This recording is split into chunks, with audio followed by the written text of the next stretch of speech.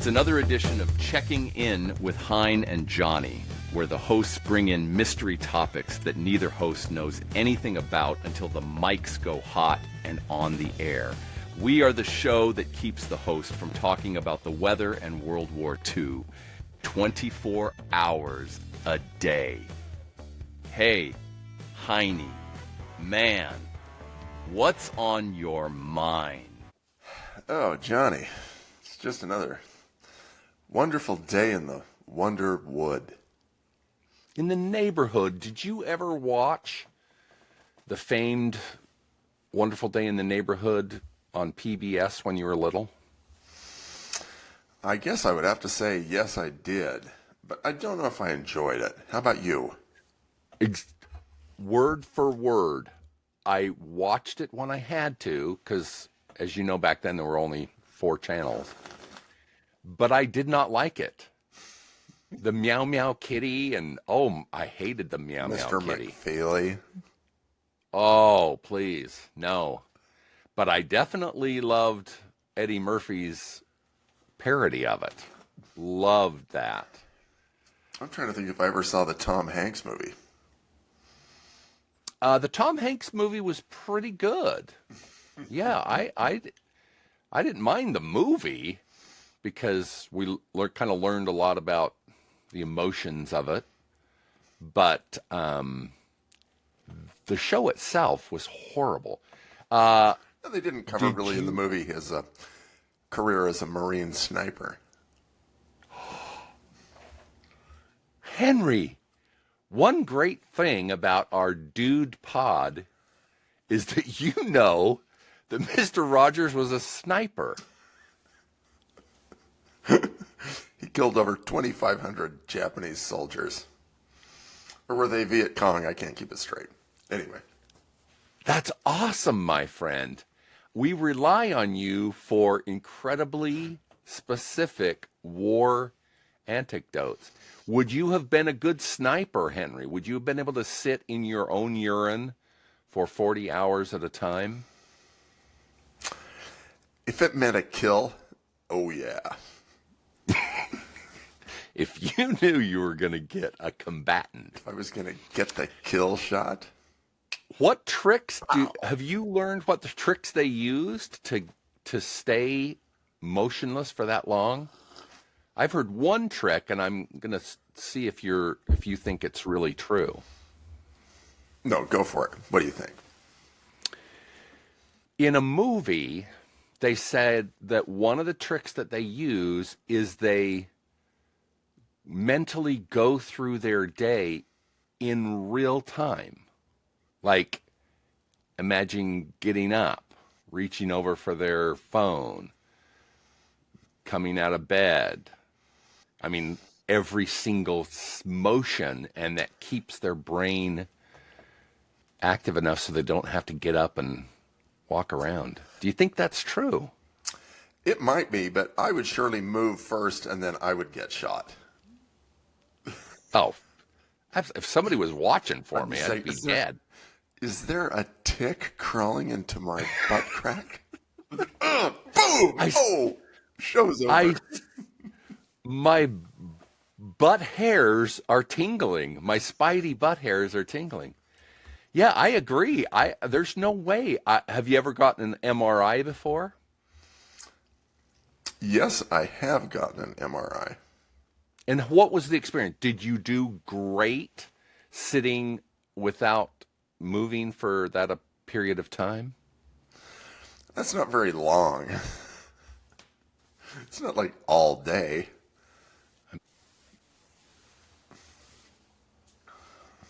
Yeah, they go in and every once in a while, once they went and looked at my back and said, yeah, your back's falling apart. Don't lift any more heavy objects. I came through like a champ, Johnny. They never said hold still. They didn't say hold still one single time. No, I was probably listening to "You're Having My Baby" in there, and I was just focusing. And did you do any breath work where you do some mindfulness breath work? No. Never. You're so calm. That's why you would have been a good sniper. Except I would have been asleep. They would have said, "Did you see all those Germans just walk by?" Oh. Ooh. Oops. Did they walk by? Yeah, right through your gun sight. Oh. Yeah, I was snoozing. You know what I wish you had told me is that Big Bird had been a sniper and killed 2,500 people. That's what I... Did you watch Sesame Street when you were little?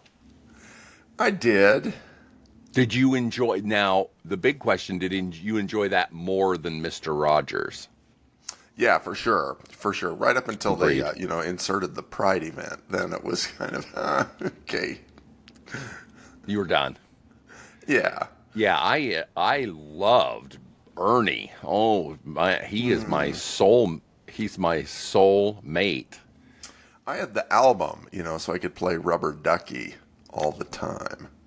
There was an album. Huge hit. Yeah, Kermit the Frog's Rainbow Connection and the Rubber Ducky song, humongous hits. Yes.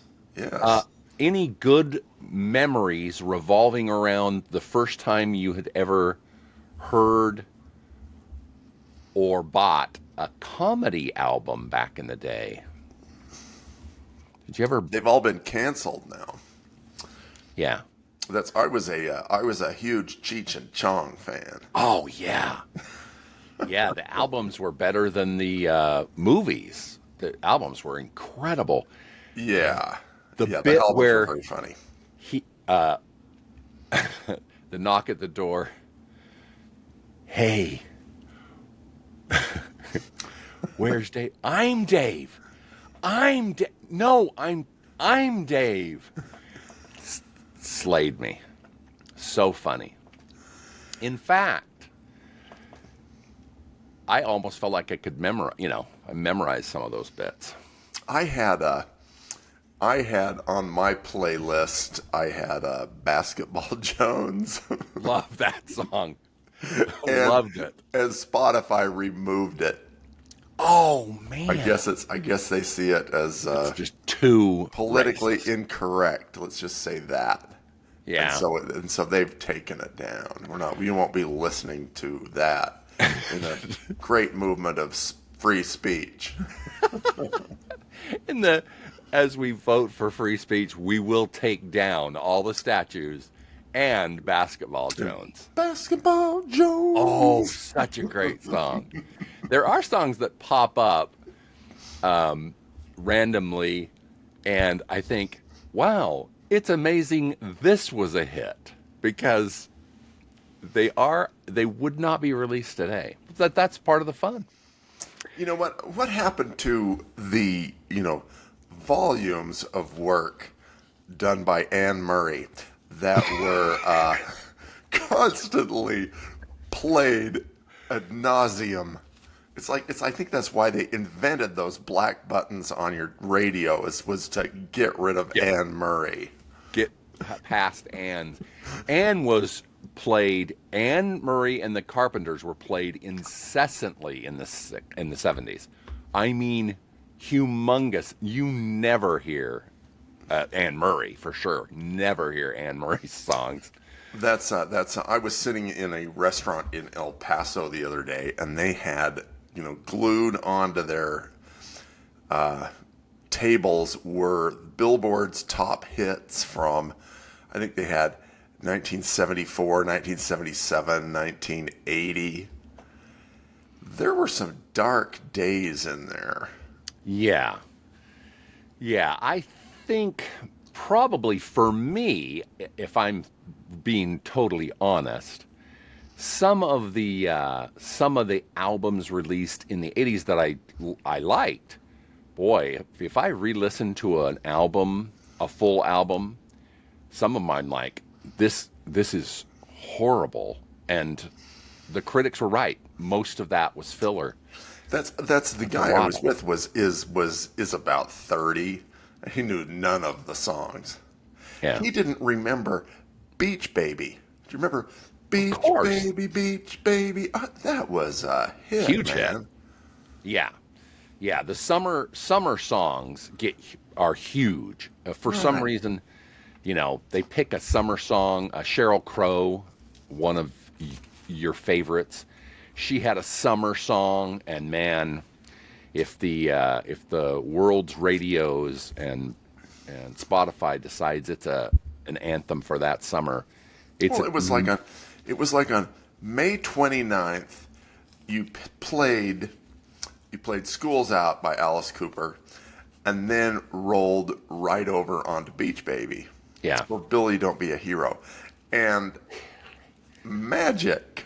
Paper Lace. Paper Lace. That is a one-hit wonder if I've ever heard of one. My sister bought that album. Speaking of albums, not a great album, but a good song. They didn't cover any Stone songs or anything right No, after they Beach Baby? should. You know why they didn't? Because you have to pay. You have to pay to use it, and then the person who wrote it gets the money. So, Yeah, but yeah. but with inflation, it would have been, he'd spin the wheel of fortune. Yeah. Otherwise, you're just riding it on Seasons in the Sun. How about all the sad albums, the songs about dead folks in your life, Honey and Bobby Vinton. Oh, terrible songs. Honey. Yeah, I remember that. The tree was just a twig. Songs about people that are dying or Was that dead. Bobby Goldsboro? Nice. I think. Love I think it. I remember that. That was man, we were about 5 or Yeah, 6 that will when that song was out. make you cry a lot. That's what I want. Most of the time when I want music, I want it to make me so upset that I physically shake and want to take my own life. The time of year is coming up in just 6 weeks. We will have our semi-annual Heine Awards. Time flies. Tell me about Alice Cooper. We played, Alice Cooper School's Out in March. Now, everybody's going back to school in just a few weeks. Does the summer go incredibly fast for you, Henry, now? Oh yeah. Life goes incredibly fast. Yeah. Incredibly fast. And there's nothing to do, there's things you want to do over the summer and you can't do them because it's just there aren't hours in Not the enough day. days. Not enough days. We took a few weeks off, which is sad and revealing. I had a dream that you were on a business trip. Chris and I were cooking eggs in the kitchen, and I needed to call you and talk to you on the phone. That's how much I miss doing the pod. I know. Wow. I'm so sorry.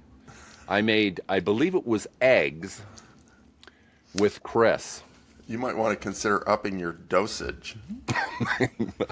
I need my serotonin dosage. So if you take too much of ZQuil and other histamine type things, it'll rot your brain and make you old too fast. Are you an allergy sufferer? No. Neither am I in a big way. I don't think. Once in a while. I used to be incredibly allergic to juniper, and then I moved into a forest of juniper, and where I was pretty miserable. And I said, I'm either going to die or pull this. So I started jogging in the Wow. high atmosphere, pollen, yellow rain from the trees. And after a couple of years, I'm bulletproof. Man, I'm still allergic. I'm allergic to dogs. I can pet my dogs the wrong way, and my arms will break out in hives. Well, I'm glad you're a dog owner. But yeah, that doesn't stop me from French kissing them. No.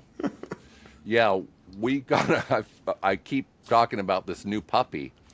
This new puppy loves to French kiss my mouth and nostrils when I'm not looking. So that's an experience that up to then I had not experienced for many, many years. When we were first married, of course, that happened all the time. But That is, our little Stella, who you may have the story about. Well, she is a wonderful dog. She is so cute. She has the loudest voice, and in fact, what her name? She came with this name from the pound, and they're like, "Oh, what's this dog?" You walk in and the dog's name's Kirite. It's like, what in the hell is that? Well, she's from, Chinle, Arizona, so it must have some Indian connotation that it came from. And it's like, okay, well, let's get rid of that name. Do you know what Kirite is? what is it? It sounds the like other day when I was I was pulling up opera songs on my playlist because I just felt so enlightened. I wanted to bubble my way through the day listening to opera. wow. There is an opera singer named Kiri Te Amagama or something like that. Kiri, new word Te, and then her last name.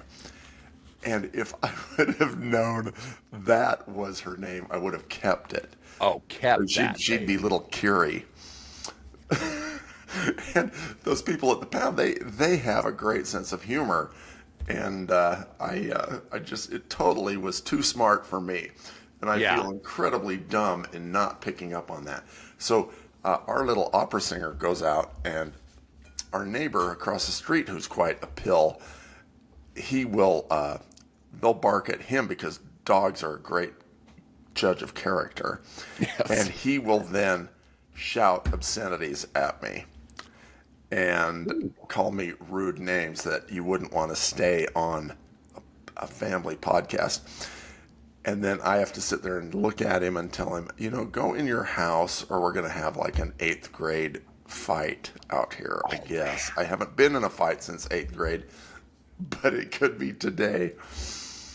And then other neighbors complain too that we've really had to silence her during the dinner hour. Yeah.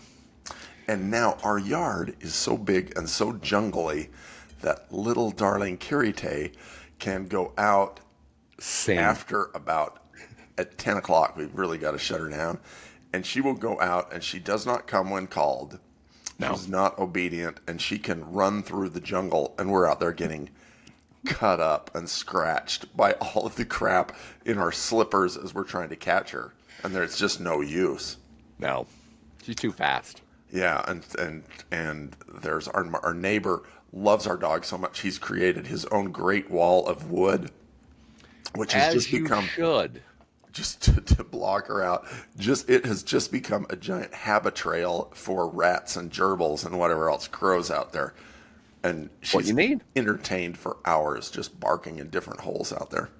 More fun to be had by Stella. So I'm the bane of the neighborhood. I think you should be proud of that. You should wear that mantle proudly. What I don't think you should be feeling too bad about is that you didn't get the really operatic reference to the dog's original name.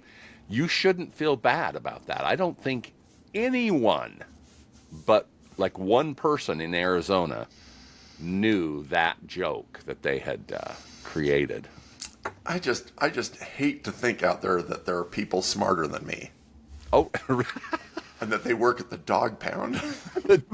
The dog pound. Well, it's probably a multi-millionaire who's building a rocket to go to space, and they're big opera fans, and you just don't expect that.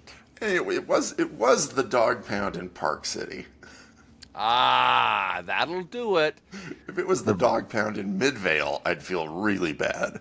Yeah, Magna. Should we? How can we crap on Magna and Midvale more? We have no. We don't have any listeners there. Chris doesn't live there, so. Johnny, are you a fan of burlesque?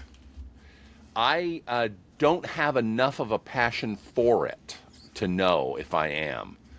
Are we talking about the fans and the terrible jokes that were popular in the 1900s, or what are we talking about there?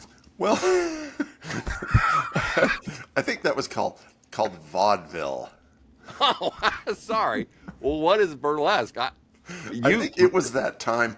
It was that time in between, from about 1945, when the war was over, and then about up to about 1960, when they finally would just allow women to just take their clothes entirely off in San Francisco. And so now, in Midvale, a couple of weekends ago, we went to. It was someone's idea to go to the Rockaburly show in Midvale, and it is. So what has happened is burlesque. In the old days, it was a bunch of sailors and women who would sort of do this strip tease. Now, since the people who just want to see naked ladies just go straight to where they are, it is a really big show, and a lot of people who are doing a lot of gender bending, who are acting revealing. And so we went to that show in Midvale. It's at the, what they do in the little theaters that haven't closed. And they had a rockabilly band in there. Nice. Which was good. And then a bunch of stuff that maybe you can't unsee. Stuff that you wish you had not experienced. Well, you're very adventurous. Was this your idea?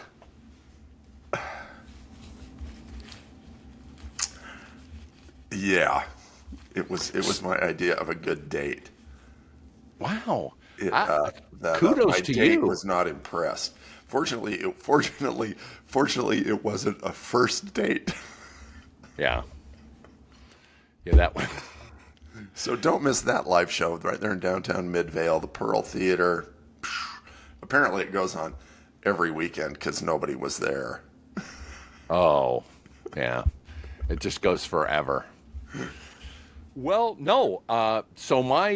So that is not getting a Heine Award from me.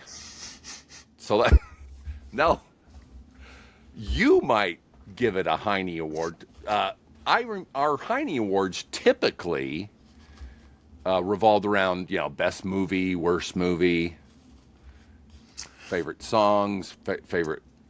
We'd have to album. Go see a movie.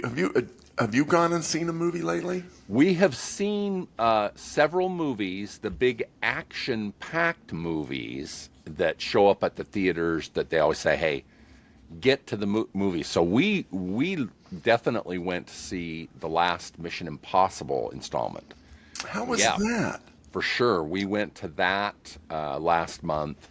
And big spectacle, lots of things crashing and people dying and AI. Tom Cruise, no doubt. Tom Cruise's. Supposedly, we're kind of sensing that this is the last one that he'll do, and it was good. It was a earth-shakingly exciting movie. So yeah, we've been to the big blockbuster releases. Have you? And it sounds like you haven't been to the theater yet this year. That's it was between, Rockaburly and F1. Oh, and did you see F1? No, not yet. As a racing guy. I got to tell you, we went. You should see it in the theater before it leaves the theaters because it would not be the same movie.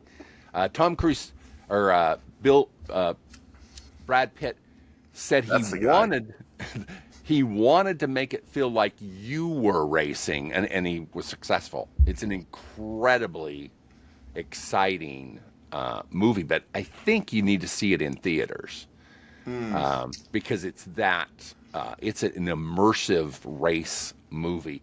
That I assumed was going to be your award in 6 weeks for best movie. Well, it probably still will be, even if I haven't seen it. I have seen it. I'm not going to tell you what my best movie will be, but I have seen that one, and it's a total contender. Oh my gosh. It's without a doubt top 5. I don't want to, I just don't want to get to the show. I already know what the surprise ending is that Brad Pitt makes a pit stop and is passed for the lead, and then that's the end of the movie.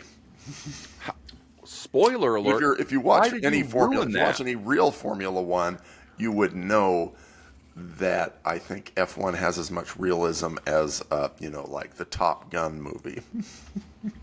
Yeah. One thing for sure though, I learned a lot about tires. On the last pod, we talked about that Bugatti who has the tires. You have to switch out the tires every 50 miles. Well, I learned a lot about that. I learned about that tire that you have to swap out. So it was educational and very interesting. Yeah, it's just we talk about tires in this movie. It's the most tire-centric movie I've ever seen. You can't have any contenders for the best movie of the year because you haven't been out to see one yet. No. Okay. No. I'm thinking about a movie where Tom Cruise jams something in his chipper. Kind of a Fargo version of Tom Cruise's Mission Impossible. And then he has to dismantle his chipper to get it going again and finish clearing out the yard. That would be my movie. Well, it sounds like a possibility on Netflix. Or struggling to tighten a screw beneath his sink. Struggling with the black swill that comes out of the pipe when you unhook the little duck goose pipe for your wife. And it hits you in the face. It'd be a combination between F1 and like a Three Stooges movie. And Tom Cruise comes up with black swill all over his face. Now I can see the future. I reset the day every day. Oh my God. That's an Edge of Tomorrow joke for the sci-fi viewer from Australia that watches the pod. Chris is the only one that watches the pod, and then somebody in Australia. So that is right. Thanks to him. Must be a male because I don't see how females could stand this podcast if they weren't married to us. And what we want a whole bunch of viewer input on what our Heine Award topics should be. We know the basic ones, movies, music, favorite memory, but we should get some creative ones. So our viewers in Australia and Salt Lake should think of some delightful categories for where we started this thing the end of August. So that's what we're planning our semi-annual Heine Awards for that. How about a favorite IDF explosive device? Ooh. Where does that conjure up? You have an eclectic understanding of IVF. What is that? Well, you've got either is it the dynamite bed bugs or the blasting cap pagers. Nice. It's a geopolitical. It's not funny if you're a member of Hezbollah. It's not funny if you are seriously into destruction. Well, hopefully we don't have too many terrorists learning things on our pod. I hope not, anyway. How about your favorite stock pick? Oh, Of that. you're gonna have to cover that one currently. Well, Heine, we are at the end. Don't forget, 6 weeks we'll have the semi-annual Heine Awards. Send us ideas for topics to award. See you guys later. Asta. Thanks for listening to Checking In with Hein and Johnny. You can follow all things Hein and Johnny by subscribing to Checking In with Hein and Johnny anywhere you listen to podcasts. Checking In with Heine and Johnny is sponsored by Conveyors and Equipment. They supply, design, and service all types of conveyors, belting, and material handling equipment since 1972. With 3 locations to serve you, Salt Lake City, Albuquerque, and El Paso. Find them on the web at conveyequip.com. That's CONVEYEQUIP.com.